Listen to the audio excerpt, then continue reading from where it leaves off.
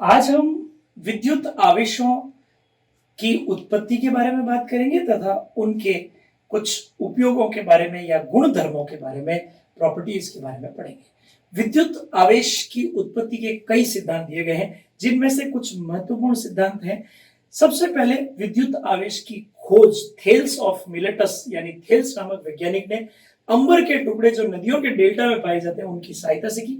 उसने ये देखा कि जब अंबर के टुकड़ों को जब ऊन के साथ घर्षण किया जाता है तो आवेशों की उत्पत्ति होती है। यह सिद्धांत 600 ईसा पूर्व ही दे दिया गया।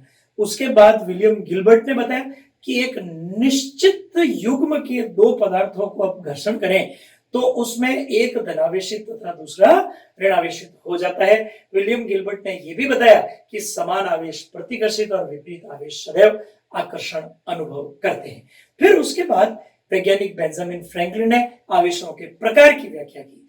इसके पश्चात आवेशों की इलेक्ट्रॉन सिद्धांत या आधुनिक सिद्धांत प्रतिपादित किया गया।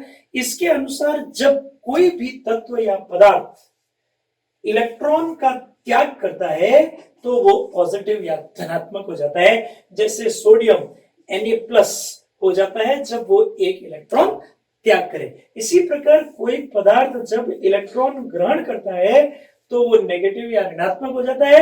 जैसे क्लोरीन Cl- हो जाएगी जब वो एक इलेक्ट्रॉन त्याग करेगा। इस प्रकार से हम कह सकते हैं कि इलेक्ट्रॉनों के त्याग करने या इलेक्ट्रॉनों के ग्रहण करने से आवेशों की उत्पत्ति संभव है। यह आधुनिक सिद्धांत के अंदर बताया गया। आवेशों के कुछ गुण धर्मों के बारे में बात करते हैं। देखिए, समान आवेश सदैव प्रतिकर्षित करते हैं।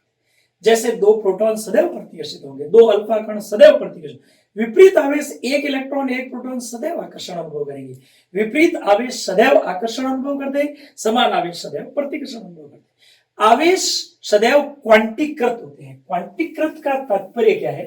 क्वांटीकृत मतलब Q = ±N, अर्थात किसी भी पदार्थ पर आवेश इलेक्ट्रॉन के आवेश का पूर्ण गुणज होगा, कभी भी परिमेय गुणज नहीं होगा।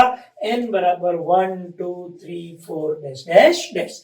जहां E इलेक्ट्रॉन कहा जाएगा, E को हम इलेक्ट्रॉन कहेंगे। तो ये सदैव इलेक्ट्रॉन के आवेश का पूर्ण गुणज होगा, परिमेय गुणज नहीं होगा। इसके ऊपर न्यूमेरिकल भी पूछा जाता है कि एक कूलम में कितने इलेक्ट्रॉन होते हैं। इलेक्ट्रॉन होते हैं तो हम जानते हैं Q = ±Ne से n बराबर Q/E लिख देते हैं। यहाँ एक कूलम या 1.6 × 10⁻⁻19 6.25 × 10⁻18 इलेक्ट्रॉन इसमें होंगे, यानी एक कूलम में इतने इलेक्ट्रॉन पाए जाते हैं। ये कंसेप्ट है, इस न्यूमेरिकल का कंसेप्ट है जो इससे निकाला जाता है। फिर बताता हूं मैं आपको कि आवेशों का अगला सिद्धांत है कि आवेश का चालन किया जाता है। आवेश सदैव उच्च विभव से निम्न विभव की ओर चालन करते हैं। आवेशों को अपन जब योगात्मकता के हिसाब से देखें तो इनका बीज गणितीय योग किया जा सकता है। सिग्मा Q बराबर Q1 ± Q2 ± Q3, अर्थात आवेशों का बीज गणितीय योग संभव है। एल्जेब्रिक सम संभव है। इनका बीज गणितीय योग किया जा सकता है। फिर अगर हम देखें दूसरे पदों में, आवेश संरक्षित रहता है, अर्थात किसी भी निकाय का कुल आवेश सदैव संरक्षित रहता है, अर्थात न तो आवेशों को नष्ट किया जा सकता है, न ही आवेशों को उत्पन्न किया जा सकता है। Sigma Q = constant. आवेशों का प्रवाह उच्च विभव से निम्न विभव की ओर होता है। आवेश धातु या अधातु पर निर्भर करेंगे किस प्रकार वो वितरित होंगे। यदि अपन किसी ठोस धातु की बात करें, अगर ये ठोस है और धातु है तो उसमें आवेश केवल और केवल सतह पर ही पाए जाते हैं।